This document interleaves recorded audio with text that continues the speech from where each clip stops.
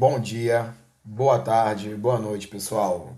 Vai começar mais um podcast Pod Dutra, o podcast que faz história. Beleza, pessoal? Bem, como vocês me pediram, através do Instagram, nós vamos falar hoje sobre o período regencial, tá ok, pessoal? Vamos estar aqui falando um por um, falando todas as dúvidas. E, como sempre, bom lembrar, todas as dúvidas, pessoal, coloque lá nos comentários, tudo bem? O período regencial, pessoal, ele começa logo ali depois a abdicação de Dom Pedro I, né? Ele vai embora de Portugal, ele vai embora para Portugal e aqui fica o seu filho, Dom Pedro II, só que ele só tem 5 anos de idade, tá? E com esses 5 anos de idade ele não vai poder assumir o trono. Então o que vai acontecer? Vai acontecer que o Brasil será comandado pelos regentes, né? Que são latifundiários, homens brancos, escravistas. Ou seja, não teremos participação direta da população na política. Quando eu falo direta, pessoal, é direta na política, tá? Porque nós vamos ter aqui algumas revoltas populares, que não deixa de ser uma participação política, porém não diretamente, né? Dentro dos cargos, ministros, deputados, entre outros, tá ok? E aí nós vamos começar agora pela principal dúvida de vocês, que é os partidos políticos. Vou falar bem devagarzinho, bem tranquilo, para ter tempo de todo mundo gravar. Vamos lá. O Partido Brasileiro, esse partido que era o partido no primeiro reinado, ele vai ser dividido em dois, tá? Partido Liberal Exaltado. E aí vamos lá. O Liberal Exaltado, ele tem o apelido de Farroupilhas ou Jurujubas, tá ok? E ele tem como objetivo o federalismo, ou seja, a ideia de que as províncias poderiam fazer suas próprias leis, desde que não furasse ali, né, desde que não quebrasse a Constituição, ok? A Constituição ainda que é de 24. Aí nós vamos para o outro, que é o liberal moderado, chamado de Chimangos, tá ok? O que o Chimangos ele quer? Ele quer liberdade econômica, tá? E centralização política, tá? Então, o liberal moderado, ele quer liberdade econômica e centralização política. Pode ser rei, presidente, o que for. O que ele quer é uma centralização política. E do outro lado, nós vamos ter o Partido Restaurador, que é chamado de Caramurus, tá ok? Esse Caramurus, pessoal, esses restauradores, eles querem a restauração de Dom Pedro I no poder, ou seja, eles querem que Dom Pedro I volte para o Brasil para ser o imperador, tudo bem?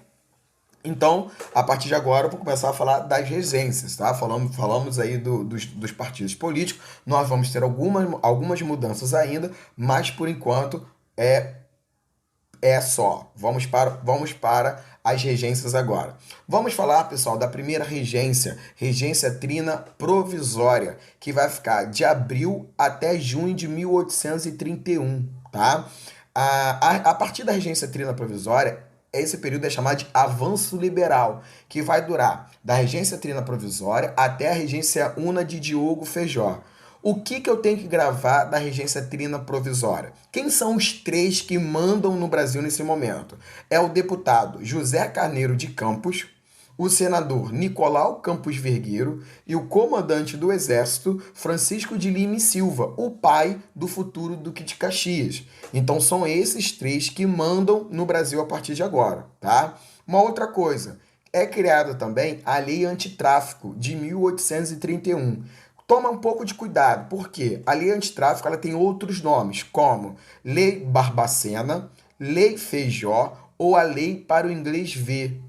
O que dizia essa lei? Proibia a descida de escravos em portos oficiais, tá ok? Portos, então, era uma maneira ali de tentar acabar com a escravidão, o tráfico negreiro, muito mais para obedecer à Inglaterra, que não era de acordo com como posso dizer para vocês, com a escravidão devido ali à Revolução Industrial, do que por humanidade realmente, tá? Então a primeira coisa que eu tenho que gravar da regência trina provisória é a lei antitráfico. Depois, Suspensão do exercício do poder moderador e do Conselho de Estado. Pessoal, suspensão não é terminar, tá? O término, o fim do poder moderador vai ser em outra coisa. Daqui a pouquinho nós vamos falar. Mas na regência trina provisória nós temos a suspensão. Também a restauração do Ministério dos Brasileiros, aquele ministério criado por Dom Pedro I para agradar o Partido Brasileiro, tá? Então ele vai voltar a partir de agora.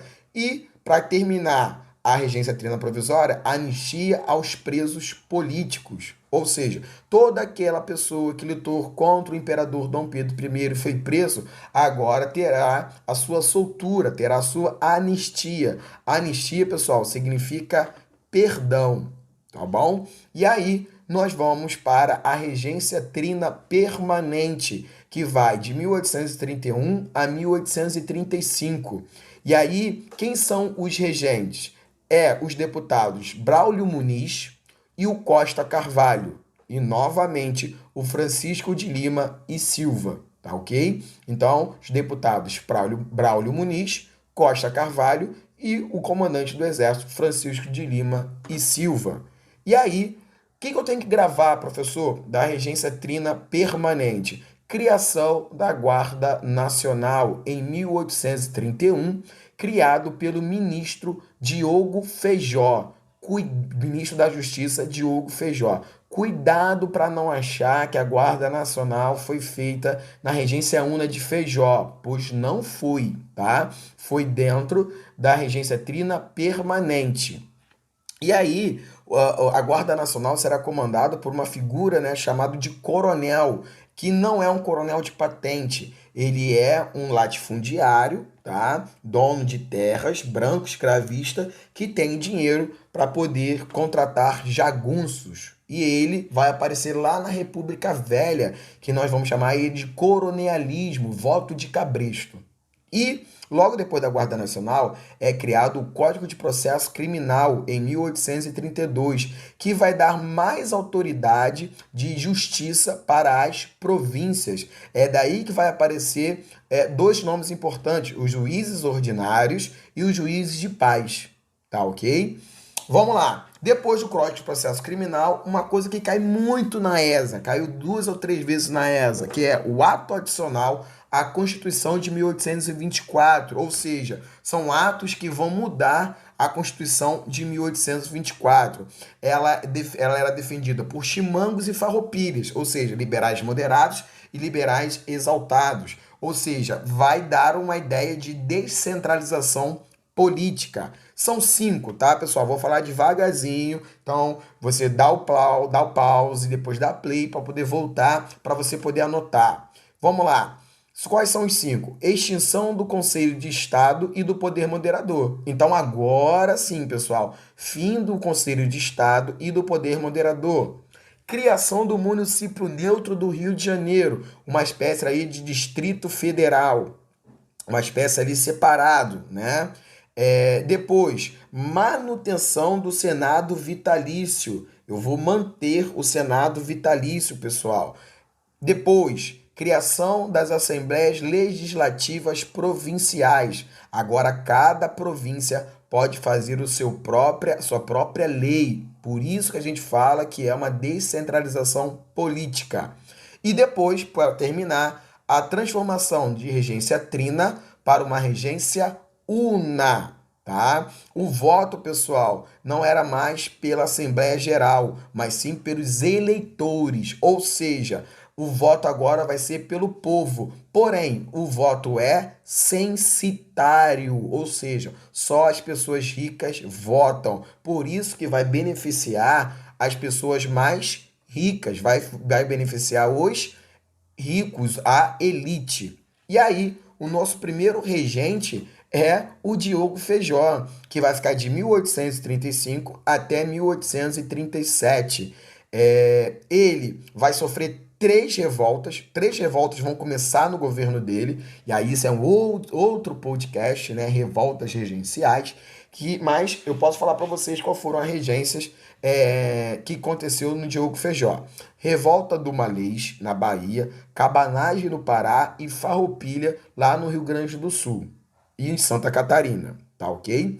E aí, o Feijó, pessoal, ele vai sofrer muita oposição. Primeiro, porque ele é um político que visa a descentralização política. E muitos conservadores, né, dos liberais, até mesmo dos liberais moderados e dos restauradores, vão acusar ele que está acontecendo essas revoltas devido a essa liberdade que ele está dando. Uma outra coisa também, ele é contra o celibato clerical, já que ele é um padre, né, o padre Diogo Feijó, ele era contra. E a Igreja Católica, pessoal, tem como base o padre não poder casar ou ter relações sexuais.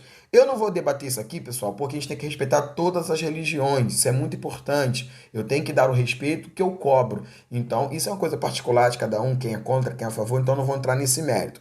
É no governo dele também que a gente vai ter a mudança do nome dos partidos. O liberal moderado se junta com os restauradores e formam os regressistas, tá? E os progressistas são formados pelo liberal exaltado. Deixa eu voltar um pouquinho lá em cima, que é importante a gente falar os nomes importantes de cada partido, tá? O liberal exaltado é comandado pelo Cipriano Barata, o liberal moderado é comandado pelo Diogo Feijó e os restauradores é comandado pelo José Bonifácio, tá? Então volta lá em cima, coloca lá o nome de cada um que comanda cada partido. E aí o Diogo Feijó não aguenta a pressão e vai renunciar.